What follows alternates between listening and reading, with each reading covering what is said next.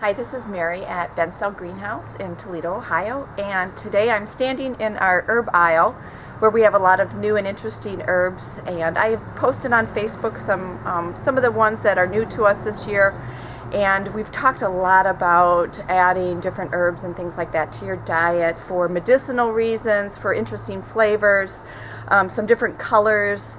And we've always been very excited about our herbs, and one of the things that I every year get very excited about are some of my customers that come in and tell me some of the unique things that they are doing in their garden and how they use plants, not only herbs but even flowering annuals, perennials, things like that in their cooking. And one of my favorite customers, Deborah, who we'll talk to in a minute, had come in and was talking about using some scented geraniums in her cooking. So we have, like I said, some different things, and I just want to bring this new and exciting cooking idea from her to all of you.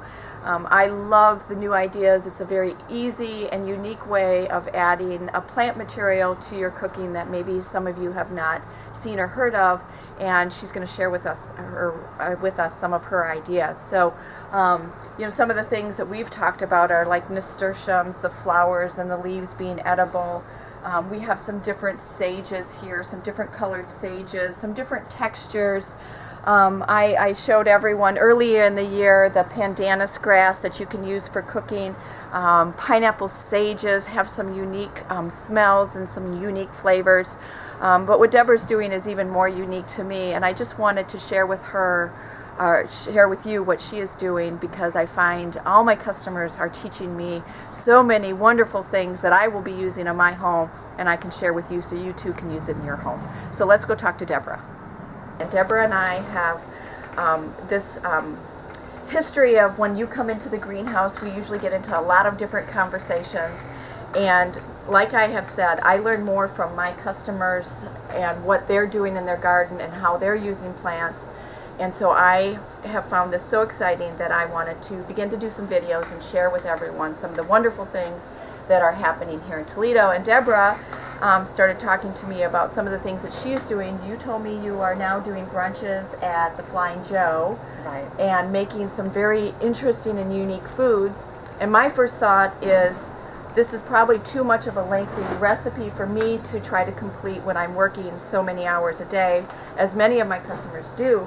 And then you began to tell me some of the things that maybe aren't as involved but have some really unique flavors and aren't as hard as what I might have thought. right. So I looked at a couple of the magazines. Right now, of course, every gardening magazine is out there, and this one is Edible Gardening in Small Spaces. And of course it uses all your vegetables, it uses all your herbs. And so I found this one very interesting because we have grown cucamelons, or the Mexican gherkin, for a couple years, and there's a really interesting recipe in there. We've talked about lavender. People have talked about lavender drinks, lavender cookies, and that's something that people have used. But you have a very interesting recipe that I'm just so excited about. So why don't you tell me about some of the things that you are doing, some of your cookbooks, and this little tiny... Well, speaking of lavender, this actually is a lavender syrup. Oh, wonderful. That took about, I would say, 20 seconds to put all the ingredients in a little pot and put it on the stovetop this morning. Okay. And I just let it kind of bubble away for a little while, not even 15 minutes, because I made such a small quantity.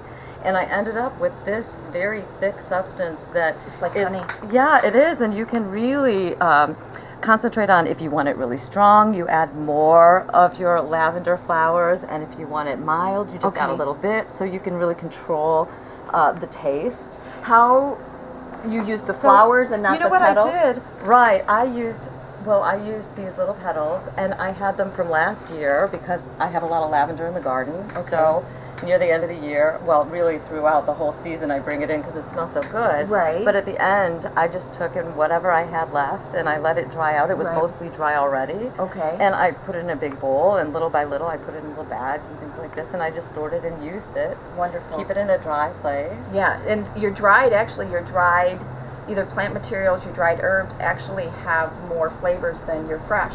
because fresh have more of a water content to them. So if you do have these things and you are growing them in your garden and picking them all year long and drying them, then this would be something of an interest to a lot of people, a new way to use lavender as opposed to just potpourri. So right, and everybody has the ingredients, I would say, because you have water, right, and that's half of it, and then just some sugar. And I used an organic sugar, so it's a little bit darker in color, which is why I think it looks kind of golden.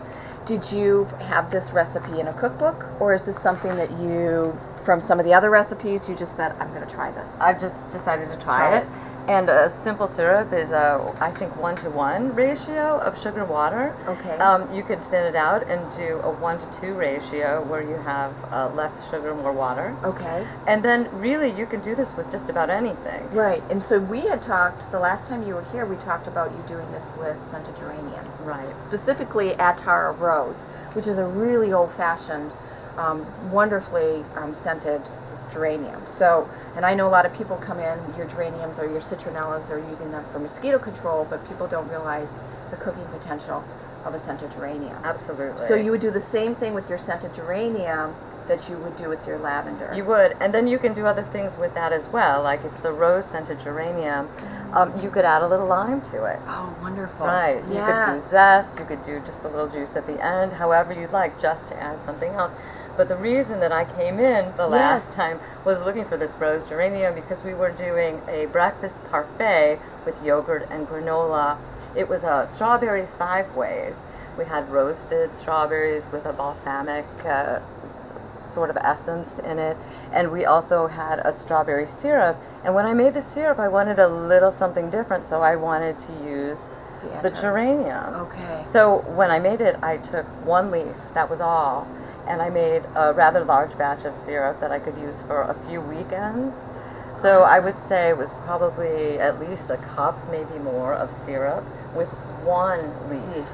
And this, you said, like, especially like you said, with the strawberry season coming, people are out picking strawberries and freezing strawberries.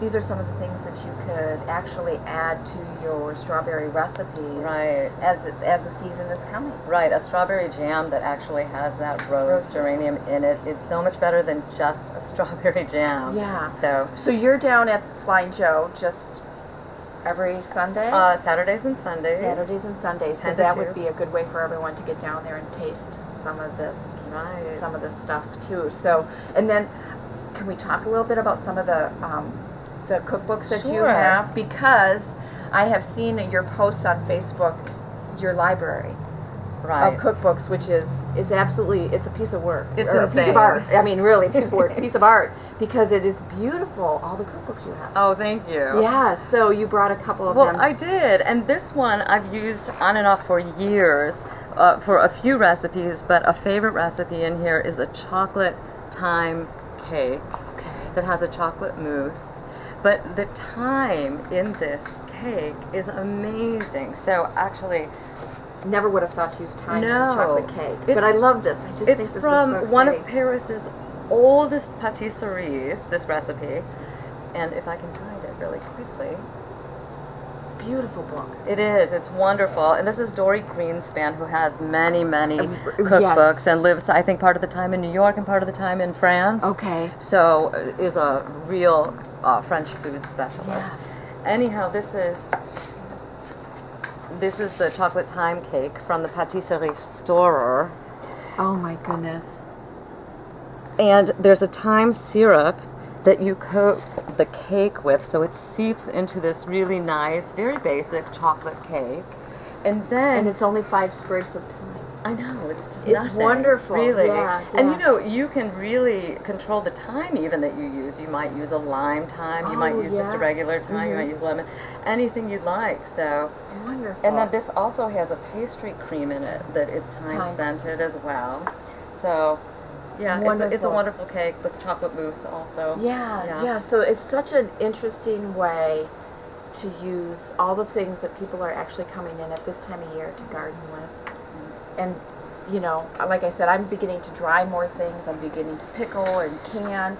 And you're always, maybe if you have excess, you're wondering, what do I do with it? So Thank you so Oh, much you're for welcome. sharing some of these things. Sure. This is so beautiful, and all I'm trying to do is what Deborah is doing is challenging herself, using plant materials, using your garden materials in different unique ways, and just get out and try some of these things and create some recipes. I just love that people are just being different. So thank you for you're sharing all welcome. this. I'm sure we'll have a lot more conversations throughout the summer of what we're doing.